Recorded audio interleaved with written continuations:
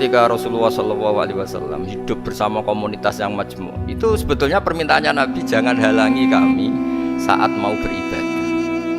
Dulu sampai perang karena mereka menghalangi. Sebenarnya problem mereka wa yasudduna an sabilillah, menghalangi. Sebetulnya kalau dulu saling toleransi ya gak ada masalah.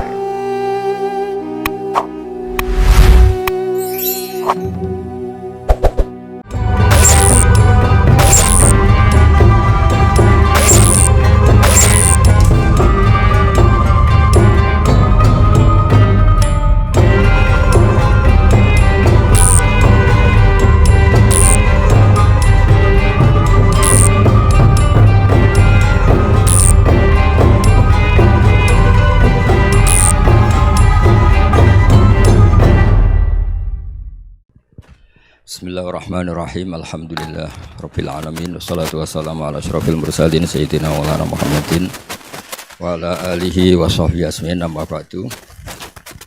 Yang kita hormati bersama Bapak Kapolri DRS Listio Sigit Prabowo MSI, Bapak Insinyur Jenderal Polisi Martinus Hukom selaku Kadensus, Bapak Brigadir Polisi DRS Torik Kriyono, Bapak Brigadir Polisi Simpson, SIK MSI, Bapak Brigadir Arif Mahfud, SIK MH, Bapak AKBP MD Sotik, Bapak AKBP Jimli Brilian, SIK, dan Bapak AKBP Beridiantara SIK, dan semua teman-teman yang saya hormati. Seperti yang saya sering cerita kalau ngaji, ngatur kiai itu dosa. Tapi karena saya niat baik, sama-sama ngaji, jadi temanya bebas, waktunya juga paling lama saya ngaji paling 20 menit sampai 30 menit. Sesi jawab, tanya jawab hanya 2 pertanyaan. Tidak boleh bantah, yang punya diri saya kok diatur. Ini semakin lama Anda ngatur saya semakin dosa, karena ngatur orang itu tidak baik. Apalagi ngatur kiai itu tambah tidak baik lagi ini. Iya toh, misalnya saya ke Jakarta, nelpon Pak Martinus, Pak sini, ya belum mesti bisa. Jadi ya sama-sama nggak mesti bisa kan. Tapi monggo lah kita cerita-cerita Islam, cerita-cerita beragama yang rileks. Kita semua tadi seperti yang dikatakan Kadensus pernah diswani Mas Sufyan Sauri, juga beliau pernah ngaji. Sebetulnya dalam banyak hal-hal yang keseharian itu lebih prinsip ketimbang ide kita tentang hal-hal besar. Saya beri contoh, Allah itu Tuhan yang maha kuasa, yang menguasai alam raya ini. Kadang-kadang menjelaskan dirinya itu hanya alladzi at'amahum min ju'. Saya ini Tuhan yang memberi makan kamu saat Anda lapar, saat kalian lapar. Jadi untuk beriman kepada Tuhan yang Maha Esa, kepada Allah, kamu yakin yang memberi makan kamu itu Tuhan. Apapun kecewanya Anda terhadap tetangga, terhadap negara, terhadap mertua, terhadap istri, itu kecewa Anda tidak akan mati. Tapi kalau tidak makan itu mati. Sehingga Allah mensifati dirinya kadang pakai keseharian. Alladzi at'amahum min ju'. Tuhan itu siapa? Yang memberi makan kamu ketika lapar. Tapi kamu untuk syukur itu nunggu punya istri cantik, neriman, gampang diatur, membolehkan poligami.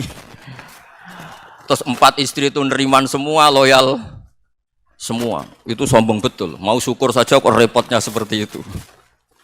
Jadi mau syukur ya ada makanan dimakan. Itu kalau ngantuk ya tidur. Ayatnya wa min ayatihi manamukum billaili wan nahar. Maksud ayat Allah itu tidur. Nah, keangkuhan-keangkuhan ini yang menjadikan kita itu jadi repot hidup. Wong untuk syukur kok nunggu tadi. Mertua baik, tetangga baik, istri baik. Apa saja di sekelilingnya harus baik. Nah, keinginan berlebihan ini menjadikan kita lupa ada hal-hal yang paling kita butuhkan, yaitu oksigen. Kita boleh nempat di buminya Allah. Alladzi ja'ala lakumul ardo firasya. Bumi kamu tempati enak. Coba kalau gempa. Apa artinya istri 4 cantik semua kalau pas digoyang apa? Gempa. Apa artinya kamu jabat? Entah apa saja jabatannya. Kalau bumi likuifaksi, habis kamu. Kiai meskipun dai kondang umatnya jutaan, kalau likuifaksi di panggung hancur. Tapi nikmat-nikmat yang disebut Allah seperti ini jarang kita kaji keseharian. Alladzi ja'ala lakumul ardo mahda. Allah itu yang menjadikan bumi dalulan, yang mudah diinjak. Famshu fi mana biya, silahkan pakai jalan-jalan. Jadi saya termasuk benar-benar kiai Jawa. Kalau kerennya kiai Nusantara atau kiai Indonesia lah. Diajari bapak saya Kiai Haji Nur Salim, diajari Mbah Maimun. Itu Islam itu keseharian. Karena ketika Anda memilih hal-hal yang serius, itu tujuan utamanya nyari ridhonya Allah. Dan ridhonya Allah bisa kamu dapatkan sesuatu yang pasti benar. Misalnya dalam sebuah hadis Sahih Muslim disebutkan, Innallaha la yardha 'anil 'abdi idza akalal akla fayahmadahu 'alaiha. Aw yashraba syarba fayahmadahu 'alaiha. Itu redaksinya inna itu sesungguhnya. Layar do juga pakai lam taukid, juga maknanya sesungguhnya. Sungguh-sungguh Allah sangat ridho ketika seorang hamba itu makan. Makan ketika sesuap nasi dia muji Allah, ketika minum seteguk nasi dia muji Allah. Itu kalau orang diridhoni Allah itu wali betul. Itu untuk jadi wali itu gampang, kamu makan ridho. Kamu ninjak buminya Allah ridho seneng, kamu hidup keseharian aman seneng. Nah ini supaya sampean kita semua ngaji betapa panduan Rasulullah untuk menggapai ridho Allah itu banyak yang keseharian sekali. Saking kesehariannya banyak dalam hadis dan itu sahih. Nabi menyebut hal-hal yang keseharian. Hatta ma tas'alu fi fimra'atika, kamu punya uang kemudian istri kamu bisa makan itu ibadah. Bahkan sebagian ibadah itu dicontohkan Nabi yang akhirnya diprotes sahabat. Yaitu wa fi buti ahadikum sedekah. Kamu menggauli istri kamu itu ya sedekah. Sampai sahabat bilang yang benar ya Rasulullah. Ayati ahaduna syahwatahu wa huwa lahu ajrun. Masa urusan biologis, urusan syahwat kemudian dia dapat pahala. Nabi menjawab, alai salawadu'aha fi haramin akana alaihi wisrun. Bagaimana kalau dia meletakkan ke yang tidak benar itu kan dosa. Nah, hal-hal seperti ini yang saya ingin teman-teman semua lah, semua. Saya juga agak ingin ngaji demi Anda juga agak ingin. Itu dosa sekali ngaji kok pesanan kelompok tertentu itu enggak boleh. Islam itu untuk semua. Jadi ya cuma karena di depan saya jenengan ya seakan-akan jenengan korbannya. Itu ada ilmunya dalam usul fikih itu. Jadi orang itu harus ngaji usul fikih. Nama yang disebut, mungkin Mas Sufyan masih ingat zaman ngaji usul fikih. Nama yang disebut itu tidak jaminan sebagai prioritas perintah. Jadi misalnya gini, kebetulan yang di depan Nabi itu Abu Dzar. Nabi ya bilang, ya Abu Dzarin ini uhibbuka misalnya, atau ya Mu'ad ini muhibbuka, atau ya Abu Hurairah ini uhibbuka misalnya. Banyaklah riwayat yang Nabi nyebut ya Abu Dzarin, ya Mu'ad, ya Abu Hurairah. Kemudian misalnya Nabi meneruskan khitab, ini uhibbuka, saya mencintai kamu, fakul dubur sholatin, atau sebagian riwayat disebut fala tada'anna dubura kulli sholatin, Allahumma inni ala dzikrika wa syukrika wa husni ibadatik. Saya mencintai kamu, siapa saja, Mu'ad bisa, Abu Dzar bisa siapa. Saya mencintai kamu, mohon kalau habis sholat kamu jangan lupa wiridan Allahumma a'inni ala dzikrika wa syukrika wa husni ibadatik. Ya Allah, tolong kami permudah supaya mudah ingat engkau. Anda tidak bisa mentang-mentang, wong nama saya Parmin, nama saya Purnomo, itu yang diperintahkan Mu'ad misalnya. Jadi yang disebut satu, tapi khitab itu untuk siapa saja. Saya teruskan ya. Jadi saya mohon semua kita melakukan kebaikan itu, kalau dalam kaidah fikih disebut al-yakin la yuzalu bisyak. Banyak kebaikan yang kebenarannya itu 100%. Tidak punya efek samping ke pihak lain, ke kelompok lain, ke komunitas lain. Yaitu tadi misalnya Anda makan, dan itu murah sekali, hanya butuh satu piring. Setiap punyaan kamu muji Allah, setiap minum kamu muji Allah. Itu redaksinya Rasulullah SAW disebut Allah sangat ridho ketika seorang hamba makan, kemudian dia memuji Allah. Atau minum, kemudian dia muji Allah. Logikanya gampang, negara seperti ini yang kamu harapkan bentuknya kayak apa, mertua, ipar, komunitas, tetangga. Itu nyata terjadi itu kan belum pasti. Sementara yang mesti terjadi adalah kamu butuh makan, kalau tidak mati. Butuh minum, kalau tidak mati. Butuh bumi yang nyaman ditempati, kalau tidak kita juga mati. Sebab itu Allah kalau menyebut nikmatnya itu hal-hal yang keseharian. Alladzi at'amahum min ju'. Allah itu siapa? Allah itu yang menciptakan kamu bisa makan. Tidak berlebihan, Allah itu yang menciptakan kondisi sosial itu ideal. Zaman Nabi itu ya ada orang munafik. Orang-orang pilihan Allah itu juga diuji orang sekelilingnya yang macam-macam. Semua diuji sesuai konteks zaman dan waktu. Nah, tapi ada ibadah-ibadah yang selalu disarankan Nabi. Sampai Nabi itu pernah ditanya, ayul Islam ya khairun ya Rasulullah, Islam terbaik itu gimana? Jawaban Nabi itu unik. It'amut to'am. Islam terbaik itu ya makan-makan, santai-santai. Ketika Allah menyebut beberapa kebaikan, falak tahamal akobah, wa ma adrokan apa? Mal akobah. Terusannya apa? Fakku rokobah. Terusannya apa? Au it'amun fiyaumin di masubah. Ya itu acara makan-makan itu juga Islam. Kenapa? Ya bayangkan kalau tidak ada makanan, kita mati kan? Kondisi sosial tidak ideal tuh Anda masih gak apa-apa. Tapi kalau Anda tidak makan, Anda tidak minum, kamu punya istri cerewet masih bisa hidup, punya mertua cerewet masih bisa hidup. Tapi kalau tidak makan bisa mati. Berarti penting mana istri sama makan? Penting mana? Makan. Semoga istri Anda dengar, nanti kamu disuruh makan tapi pulang deh.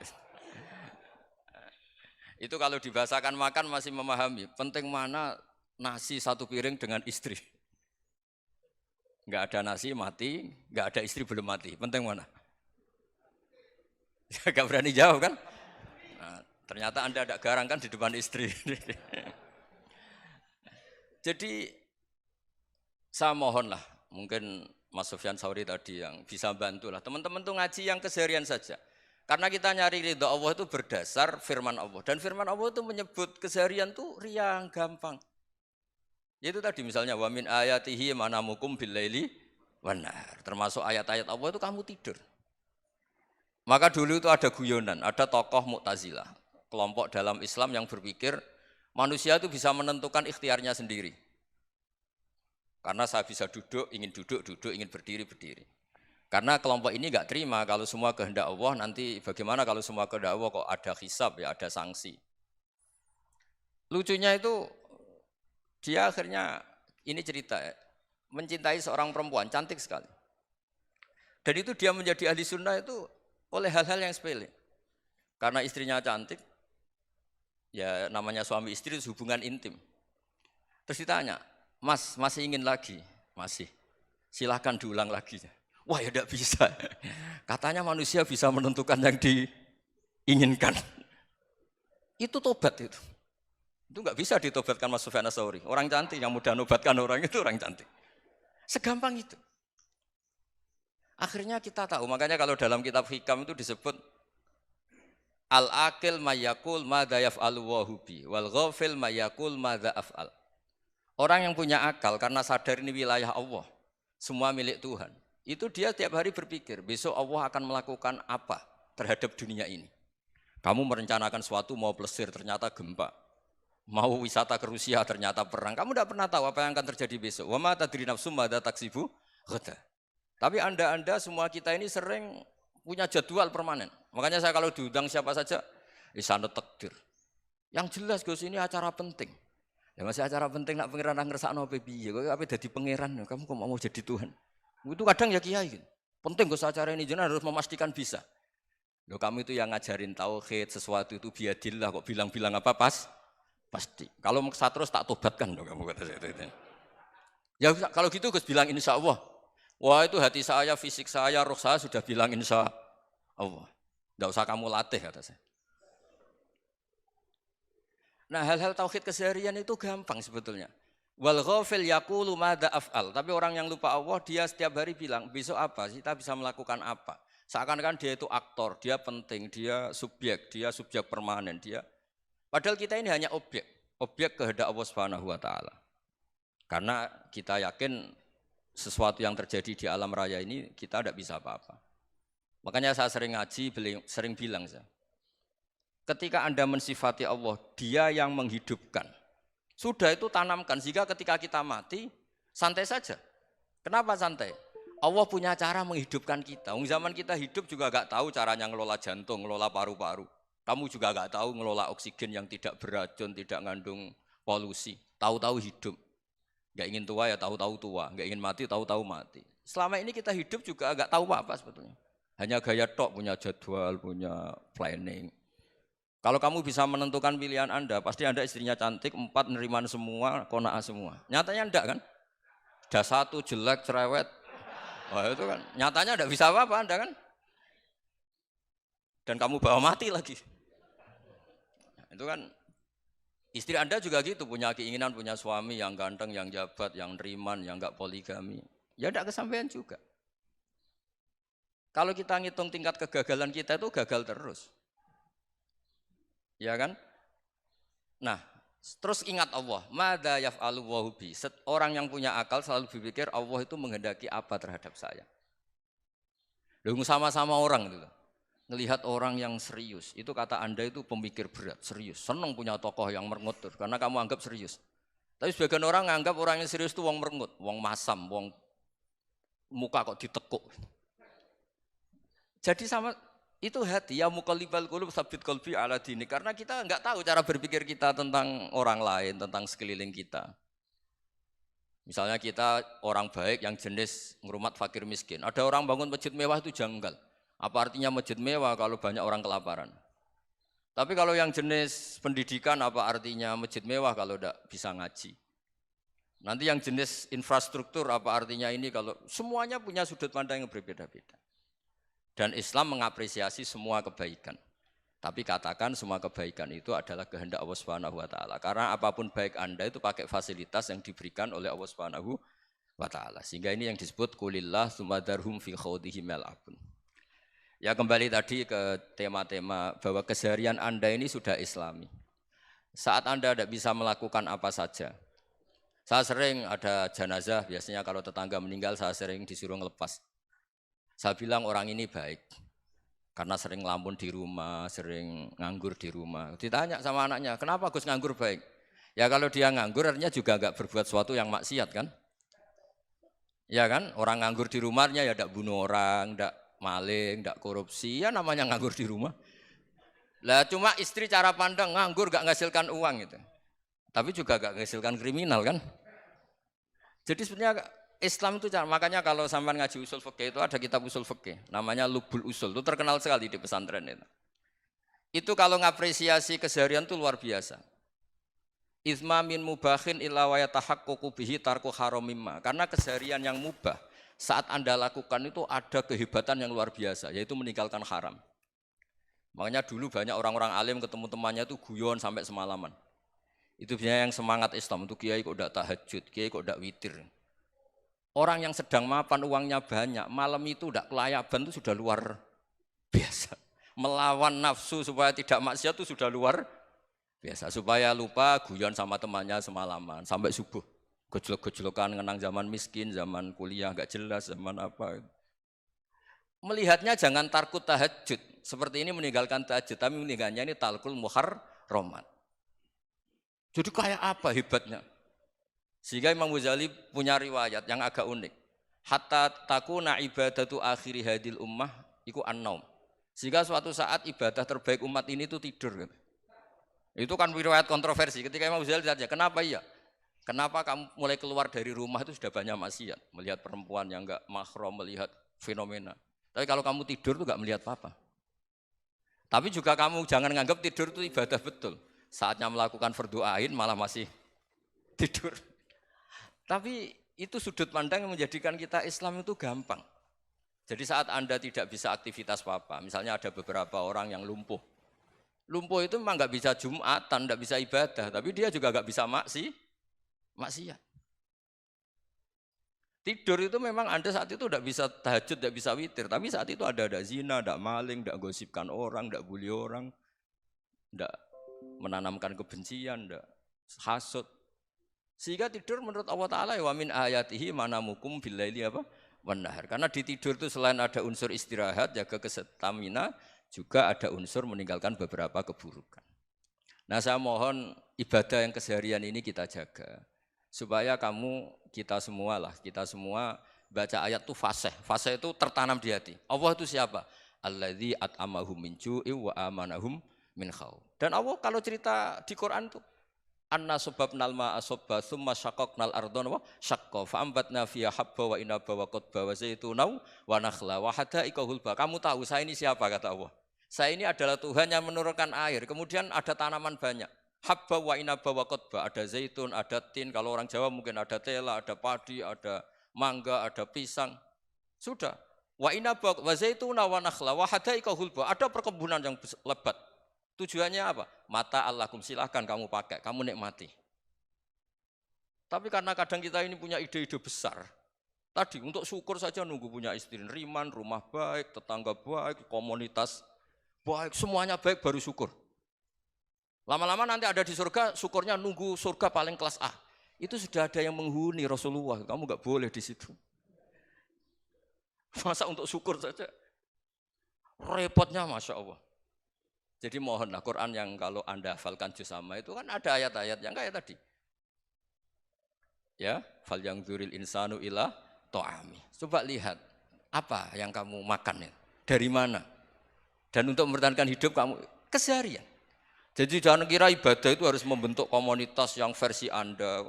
Ibadah itu harus yang hal yang mulu-mulu. Kesehariannya Anda alami. Loh ini saya tidak bikin-bikin. Saya ngaji bukan karena berdasar pesanan. Itu ayat yang saya baca kan betul ada ayatnya kan. Fal yang dzuril insanu ila to'ami. Anna soba penal ma'ah sobba. Thumma syaqaqnal ardo syaqqa. Fa'ambasna fiya habba wa inabau wa qodba. Wa zaitunau wa nakhla wa hadaiko khulba. Terusannya apa? Mata'al lakum, silakan kamu nikmati. Mata itu silakan kamu nikmati. Ya kayak sampean dikasih hidangan ya makan. Ya sudah makan. Habis makan ya minum. Habis itu ngantuk ya tidur. Ya sudah normal-normal saja. Kayak apa indahnya Islam. Tapi Anda mencari Islam yang gimana lagi? Nah itu yang diajarkan guru-guru kita, diajarkan sanad kita sampai Wali Songo, sampai Rasulullah SAW. Bahwa pada akhirnya ada jihad, ada perang. Itu dulu memang perang, bukan membunuh, beda. Dulu kita dijajah Belanda ya perang, dan itu normal karena kita dijajah. Jadi ketika orang lain ingin baik sama kita, wa in ahadum minal musyrikin astajaroka ya fa'jirhu hatta yasma'a kalam Allah. Kalau mereka ingin baik ya kita baik. Makanya ada istilah mustakman, mu'ahad. Kalau mereka ingin damai, berdampingan dengan kemajmukan ya itu yang lebih baik. Karena memang Islam menghormati proses perdamaian. Wa in janahu napa lisalmi ya fajnah lah. Kalau ingin damai ya kita harus damai. Jadi andai kan dulu Belanda datang ke Indonesia kok minta besanan gitu. Ya mungkin kita juga senang karena memperbaiki hidung kan kalau minta besanan gitu. Nah tapi wong jajah dulu itu kan masalah kan? Apa? Masalah kan? Jadi saya mohon jadi apa? Saya tadi minta sama Bapak Kadensus kemarin juga pernah main ke saya. Jangan sering ketemu saya ini sudah uzlah, saya ini sudah mau daftar jadi resi. Saya itu kemarin di muktamar juga agak datang, acara di Jogja juga sudah. Karena memang keluarga saya dulu itu bahasa ya, bapaknya bapak saya itu enggak keluar rumah itu puluhan tahun, memang punya adat uzlah. Ya makanya ngaji saya ngaji aja yang gampang-gampang aja, yang enggak orderan, enggak pesenan ngaji aja dulu yang gampang. Saya ikhlas, yakin betul saya ikhlas. Ikhlas itu menurut saya itu roh. Orang enggak ikhlas menurut saya itu orang aneh. Ikhlas itu gampang, sudah saya bilang. Kalau kamu yakin ilmu itu milik Allah, ngasihkan juga ikhlas itu milik Allah. Apa sih yang kamu punyai sehingga kamu tidak ikhlas? Uang milik Allah, energi kita milik Allah, bumi milik Allah. Kemudian kamu merasa memiliki. Merasa memiliki itu kalau dalam ilmu tasawuf sudah kesalahan kan. Bagaimana Anda punya? Coba tahu-tahu tanah itu kok milik Anda. Karena saya beli, Gus. Saya beli dari orang, dari Zaid. Padahal yang asli punya itu Allah. Apa benar kamu pernah beli sama Allah?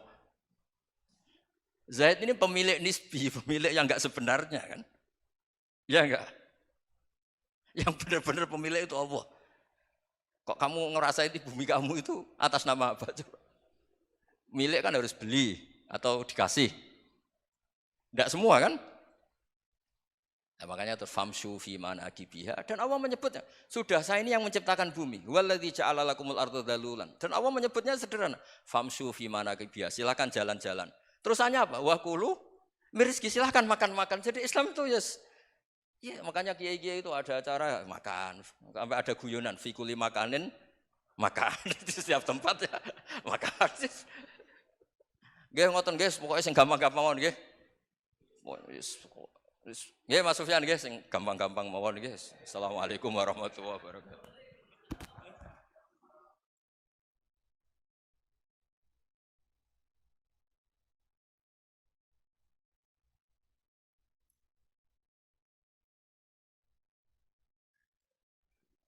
Hadirin yang berbahagia, untuk sesi selanjutnya yaitu tanya jawab, kami persilahkan dengan 2 pertanyaan. Ya, terima kasih.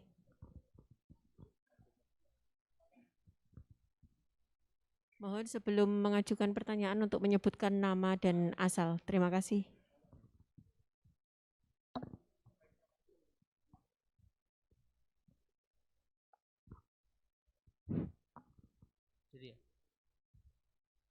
Bismillah, Assalamualaikum warahmatullahi wabarakatuh. Yang saya hormati Bapak-Bapak yang ada di depan, terutama Bapak Kiai Gus Baha. Perkenalkan, nama saya Imran, asal dari Poso, Sulawesi Tengah.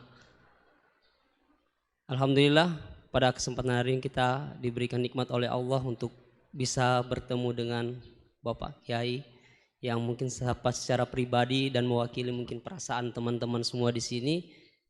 Ada kerinduan, keinginan untuk berjumpa langsung dengan Kiai, dan alhamdulillah terlaksana dengan berkat dari Allah Subhanahu wa taala melalui bapak-bapak kita dari Densus bisa memfasilitasi.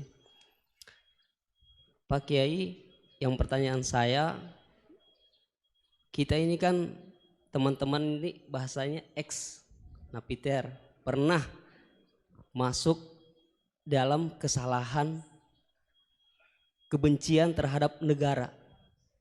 Bahkan di antara kita ini ingin membentuk negara sendiri. Ya kan? Apalagi kami yang dari Poso, terutama MIT, Mujahidin Indonesia Timur, itu pengen bentuk komunitas bahkan negara di Poso. Gitu loh. Artinya ada kebencian-kebencian. Nah, bagaimana? Karena kami dulunya punya doktrin negara ini negara yang togut, gitu loh. Negara kafir yang wajib untuk kita perangi, kita musuhi, dan orang-orang yang berkepentingan kita, pokoknya kita basmi lah sampai tegak negara ini, negara Islam versi kami saat itu. Nah, mungkin ada pesan atau ujangan nasihat untuk kami ini untuk semakin kuat, ataupun ada kisah-kisah ataupun ayat-ayat yang menjelaskan bagaimana kita itu harus sungguh-sungguh mencintai negara kita yang kita cintai ini. Kemudian yang kedua, Pak Kiai, terkait masalah ihsan ini seperti apa? Karena mahwal Islam, mahwal iman. Nah, ihsan ini kita mungkin yang belum terlalu kami pahami, apa itu ihsan yang kata Nabi, anta'budullaha ka'annaka tarahu fa illam takun tarahu fa innahu yarak. Mungkin ada penjelasannya Pak Kiai, Gus. Mungkin hanya ini yang dapat saya sampaikan. Assalamualaikum warahmatullahi wabarakatuh.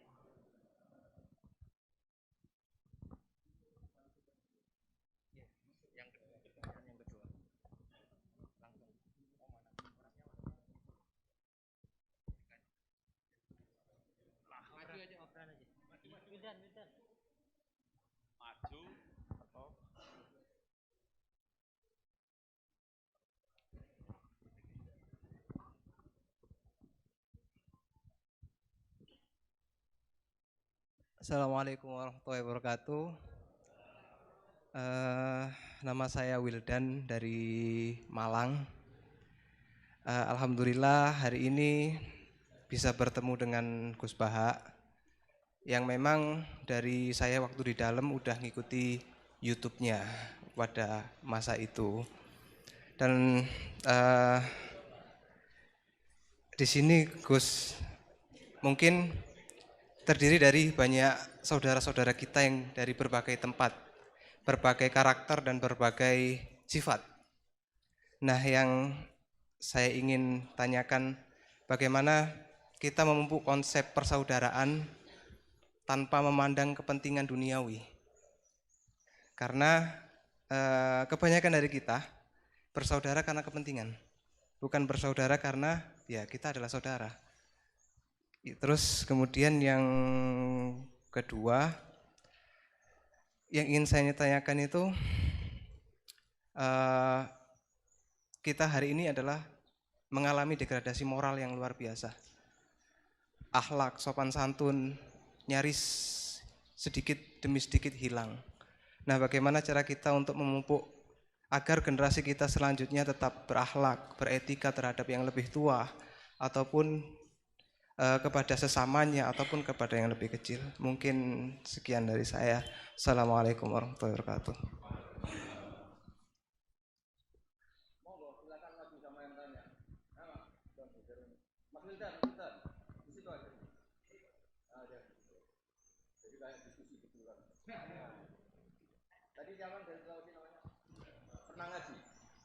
Pernah ngaji? Mas Ilham pernah ngaji?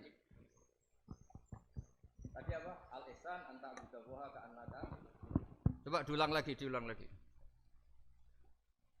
Al-ihsan anta anta abdullaha ka'annaka tarahu fa illam takun tarahu fa innahu yaraka. Oh ya bagus, masih bisa dibenarkan. Ya bagus, masih ingat. Namanya siapa tadi? Imran. Ya. Memang orang sana kalau baca Imran apa Imron gitu. Dari sana Bugis Imran, jadi orang sana nggak pakai ro. Pakai Kalau orang ro jadi pakai ra. Kalau ainnya? Ain pakai ain. Berarti apa? Imron gitu. Ya kalau sana tulisan KTP Imran. Apa bacanya orang-orang Sulawesi? Apa? Imran. Bismillahirrahmanirrahim. Ya yang rileks saja ya.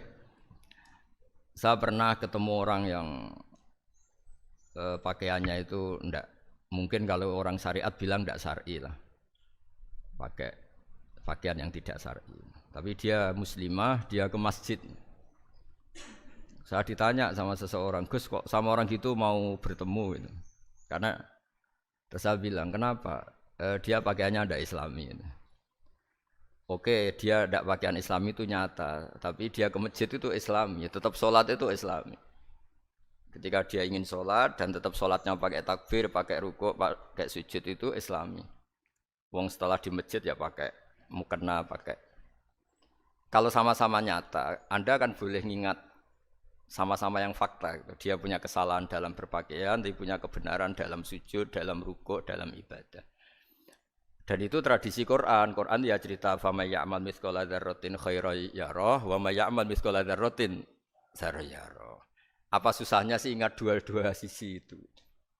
Sama bernegara atau bertetangga. Kita bayangkan jangan bernegara dulu, terlalu luas, bertetangga saja. Ukuran. Karena nanti sama, bernegara sama bertetangga itu hadisnya sama. Kita di kampung itu ya ada masjid dan orang-orang yang enggak sholat juga nyumbang masjid. Bahkan ada yang nyumbang masjid banyak terus tidak sholat. Karena keramik saya sudah sholat katanya. Saya pernah ketemu orang model gitu itu ya ada. Jadi, tapi ada juga yang sholat terus tapi nggak pernah nyumbang masjid. Ya orang banyak.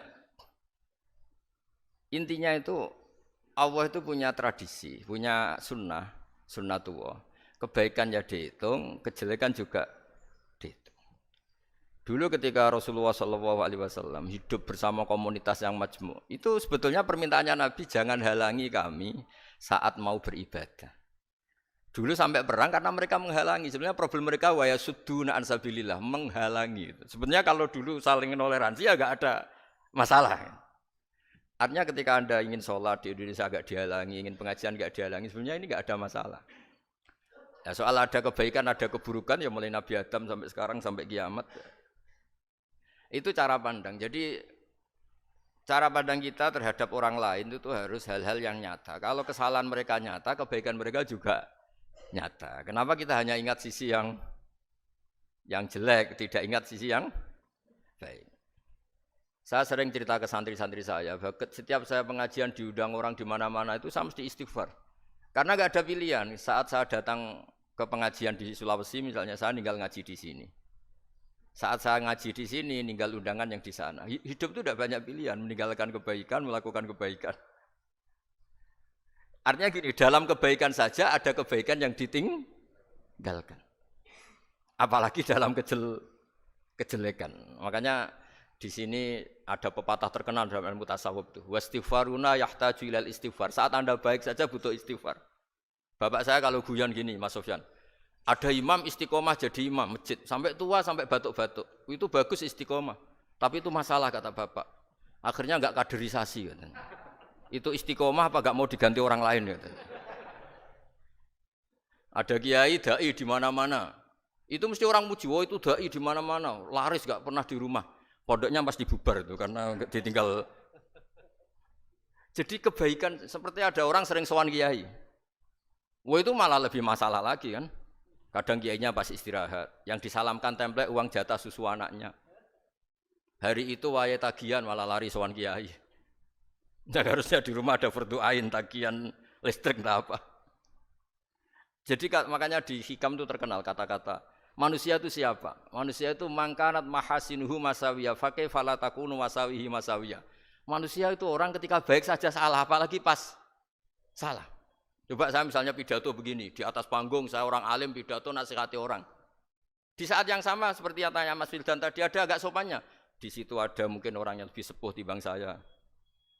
Masa lebih muda kok di atas? Yang di bawah lebih tua? Ada tidak sopannya? Mau nggak pidato disuruh, mau di atas disuruh, nggak sopan sama yang. Tapi misalnya yang paling sepuh pidato nggak pernah ngaji kok pidato terus gimana? Artinya ketika kita baik saja ada salahnya, apalagi pas salah. Sebab itu ajaran Rasulullah itu suruh berdoa Rabbana dzolamna anfusana. Sebelum minta itu merasa ya Allah kita ini mendolimi diri kita sendiri. Karena dalam pilihan-pilihan itu pasti ada salahnya. Coba misalnya Anda bangun masjid habis 2 miliar. Yang harusnya 1 miliar sudah jadi. Terus nanti suatu saat ketemu Allah ditanya. Itu ada orang miskin, fakir miskin, yatim. Andai kan kamu sumbang 1 miliar itu sejahtera semua. Gara-gara kamu bangun masjid terlalu mewah. Ya tapi kadang-kadang orang kebaikannya itu orientasinya bangun masjid, gak tertarik nyumbang fakir. Saat itu cara berpikir gitu mau apa? Tapi kalau dia kumuluhur manusia terbaik karena bangun masjid 2 miliar, coba diaudit secara kepentingan syar'i. Penting mana dengan ngasih makan fakir miskin? Penting mana dengan menikahkan janda misalnya? Penting mana dengan pendidikan?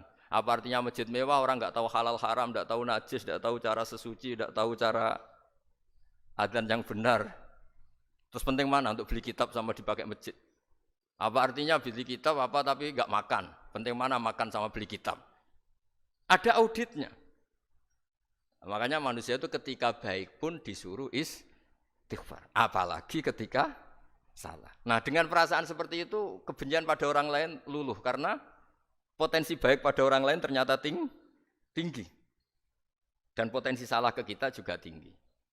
Nah dilatih gitu. Jadi di Ihya itu ada kitab tawaduk. Kitab tawaduk itu dilatih. Ketemu orang tua. Huwa aksaru ibadatan. Dia mesti ibadahnya lebih banyak karena lebih tua timbang saya. Pasti sholatnya lebih lama timbang saya.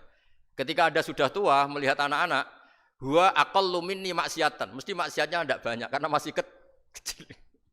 Terus ketika melihat orang fasik maksiat, la'alla wa yatubu alaih fa inna wa tawwabur rahim. Mungkin Allah memberi tobat, bisa saja. Umar itu ingin bunuh Nabi, tapi Allah memberi tobat.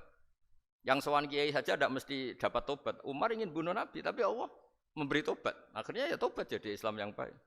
Dalam sejarah Wali Songo, Kalijogo sowan Sunan Bonang itu ingin garong. Tapi malah jadi muridnya jadi wali. Kalau Allah sudah menghendaki tidak ada ya. Perang Uhud orang Islam kalah itu karena panglimanya siapa? Khalid bin Walid. Tapi dia malah yang dapat hidayah.